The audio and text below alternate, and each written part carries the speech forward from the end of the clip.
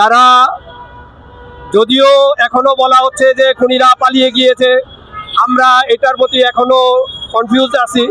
যদি পালিয়েও যেয়ে থাকে, বাংলাদেশ ভারতের সাথে যে বন্দি বিনিময় চুক্তি হয়েছে, স্বাধীনতাকামী উলফা নেতা অরূপ চেটিয়াকে যেভাবে আমাদের থেকে বন্দি বিনিময়ের মাধ্যমে ফেরত নিয়েছে, আমরা প্রতিবেশী ভারতের কাছে, তাদের একটা গণতান্ত্রিক দেশ, তারা বড় দেশ, তাদের কাছ থেকে আমরা অনুকরণীয় শিখবো।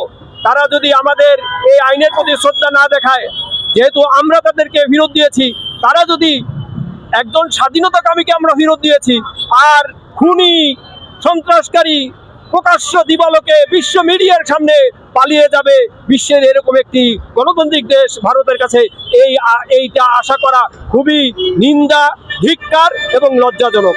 আমরা আশা করব বাংলাদেশের আইন উপদেষ্টা এবং স্বরাষ্ট্র উপদেষ্টা আপনারা ভারতের সাথে বসুন, এই বন্দি বিনিময় চুক্তির আওতায় এই খুনিদেরকে ফিরিয়ে নিয়ে আসুন। আর যদি না হয় তাহলে আমাদের এই চত্বর থেকে যে ঘোষণা দেওয়া হয়েছিল, সার্জিস আলম বলেছে বাংলাদেশে ভারতের কোনো কার্যক্রম চলবে না।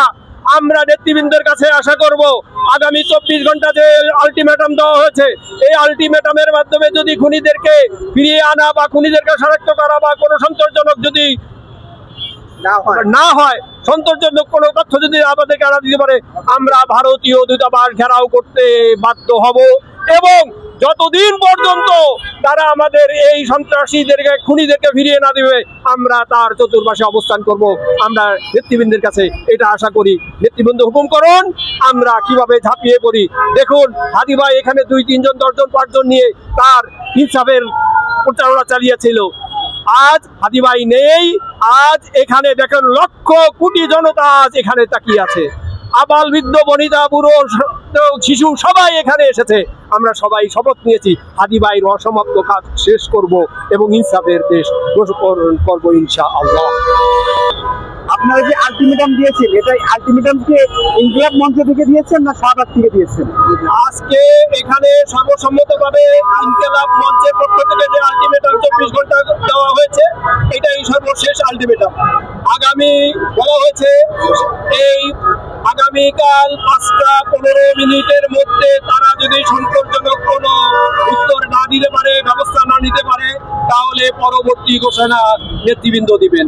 এবং গতকালকে সার্জিস আলম যেই গণতান্ত্রিক ছাত্র জোট এবং অন্যান্য ছাত্র জুলাই 24 মঞ্চের পক্ষ থেকে তারা যে ঘোষণা দিয়েছেন যে এই খুনিদেরকে যদি ফেরত না দেয় তাহলে বাংলাদেশে ভারতের কোনো কার্যক্রম চলতে দিবে না। আমরা আশা করি ভারত একটি উদার গণতান্ত্রিক দেশ, তারা একটি ন্যায়পরায়ণ দেশ যদি বিশ্বের বুকে পরিচয় দিতে চায়, তারা আমাদের সাথে যেই বন্দি বিনিময় চুক্তি আছে সেই বন্দি বিনিময় চুক্তির আলোকে তারা যেন আমাদেরকে এই খুনিদেরকে ফেরত দেয়। আর যদি না দেয়, আর সন্ত্রাসীদেরকে যদি এইরকম আশ্রয় প্রশ্রয় দিয়ে বাংলাদেশে বিশৃঙ্খলা সৃষ্টি করতে চায়, আগামীতে যে বাংলাদেশের যে একটি 24-এর চেতনা অনুযায়ী যে গণতান্ত্রিক নির্বাচন হবে, এই নির্বাচনকে যদি বানচাল করতে চায়, তাহলে আজকে দেখুন, আবারও বলছি, হাদি ভাই 2, 4, 50, 100, 1000 লোক নিয়ে তার ইনসাফের দাওয়াত দিয়েছে। আজকে হাদি ভাই নাই, এখানে লক্ষ কোটি জনতা এগিয়ে এসেছে।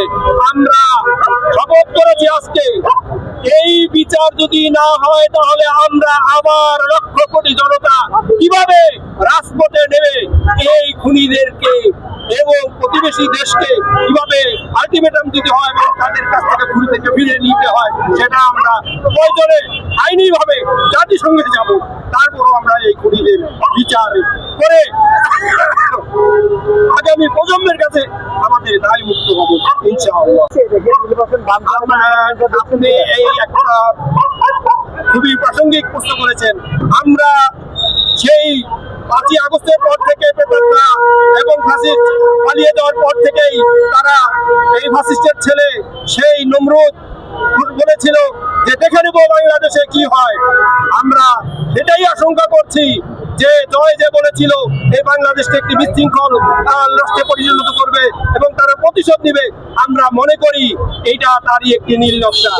আজই 5ই আগস্টের পরে বাংলার ইতিহাসে দেখুন সবচেয়ে এটা কি বলে যে সংগ্রামী এবং টকশোতে বলেন, মিডিয়াতে বলেন, বিভিন্ন সভা সেমিনারে ও যেই সব বক্তৃতা এবং যেই সব মন্তব্য করেছে, আমি মনে করি গত 50 বছরের ইতিহাসে দেশকে নিয়ে, দেশকে গড়া এবং দেশে ইনসাফ প্রতিষ্ঠা করার জন্য এইরকম মন্তব্য, এইরকম দিক নির্দেশনা কেউ দিতে পারেনি।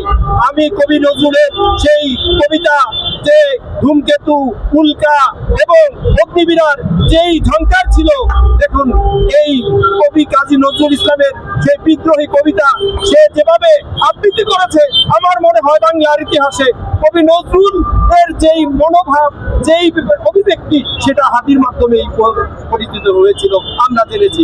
আমরা আশা করি এই পরিকল্পনাকারী যারা এই সন্ত্রাসের মাধ্যমে আগামী নির্বাচনকে বঞ্চনা করতে চায়, গণতান্ত্রিক পরিবেশকে বিনষ্ট করতে চায় এবং এই জুলাইয়ের চেতনাকে বিনষ্ট করতে চায়, আমরা তাদের তীব্র নিন্দা জানাই। এই উপদেষ্টাদেরকে বলবো এই ব্যাপারে আপনারা সজাগ হন। যারা 24-এর এই যোদ্ধা আছে এবং আগামী গণতান্ত্রিক নির্বাচনের যারা প্রার্থী হয়েছেন, তাদের আইন শক্তভাবে আপনারা নিরাপত্তা দিন এবং সামগ্রিক আইন শৃঙ্খলা আপনারা উন্নত করুন, না হলে কিন্তু আগামী জাতি আপনাদেরকে ক্ষমা করবে না। এখানে কি সরকারি কোনো গাফিলতি আছে হাতি হত্যাকারীকে ধরার বিষয়ে? হ্যাঁ, আমরা এখন পর্যন্ত যেটা দেখতেছি, দেখুন এই কিছুক্ষণ আগেই বলেছে ভাই যে এই বর্তমান এই প্রযুক্তির শেষ যুগে, প্রযুক্তির চরম পর্যায়ের যুগে আজকে বাংলাদেশে প্রায় 15 থেকে 20টা এজেন্সি কাজ করে নিরাপত্তার সাথে জড়িত। এই 20টা এজেন্সিকে নাকে ধুলো দিয়ে এবং চোখে ধুলো দিয়ে একটি দেশে 5-6 ঘন্টার মধ্যে পালিয়ে যাবে সরকার, আজকে 8 থেকে 9 দিন হয়ে গেল, 8 দিন হয়ে গেল, এখনো এই ব্যাপারে কোনো একটি সুনির্দিষ্ট তথ্য দিতে পারলো না। এটা আমরা মনে করি আইন শৃঙ্খলা বাহিনী এবং আইন উপদেষ্টা এবং স্বরাষ্ট্র উপদেষ্টা এবং সর্বোপরি প্রশাসনের চরম ব্যর্থতা। আজকে পর্যন্ত আমরা আজকে 8 দিন পরে জানাজা দিলাম, আজকে এখন পর্যন্ত আমরা এই ব্যাপারে কোনো সন্তোষজনক উত্তর পেলাম না। এটা আমাদের রাষ্ট্রীয় এবং আমরা রাষ্ট্রীয় না, রাষ্ট্রীয় বললে আমাদের ব্যর্থতা হবে, আমরা রাষ্ট্রের জনগণ, এটা আমরা বলি রাষ্ট্রীয় যারা পরিচালনা করছে বর্তমানে তাদের ব্যর্থতা, আমরা জনগণের ব্যর্থতা। আমরা জনগণ দেখুন লক্ষ কোটি জনতা আজকে রাস্তায় নেমে এসেছি। আমি সেই 11টার সময় মিরপুর থেকে পায়ে হেঁটে সংসদ বলেছি, আবার এখান থেকে এখানে এসেছি, আমার থেকে আরো দূরে সেই উত্তরা থেকে লোকজন এসেছে, বনাম থেকে লোকজন আমার পরিচিত লোক সেই গ্রাম থেকে এসেছে, তারা পেরেছে। এইভাবে মানুষ জেগে উঠেছে। এই হাতি যে একা একা ফজরের পরে দেখেন, ওর আইডি খুলে দেখবেন, ফজরের নামাজের পরে তাহাজ্জুদের সময় সে যে এলাকায় এই মানুষকে এই ইনসাফের দাওয়াত দিয়েছে, যেই একটি চেতনা, যেই একটি নতুন ধারা তৈরি করেছে, এই ধারাকে আমাদেরকে ধরে রাখতে হবে। এই ধারায় আমরা আজকে এখানে শপথ নিয়েছি, হাদি ভাইয়ের অসমাপ্ততার শপথ করবো। হাদি ভাই একা গিয়েছে কিন্তু লক্ষ কোটি জনতাকে হাদির আদর্শ দিয়ে গেছে, আমরা এই আদর্শকে ইনশাআল্লাহ এগিয়ে নিয়ে দেবো। এটাই আজকে আমাদের ধন্যবাদ।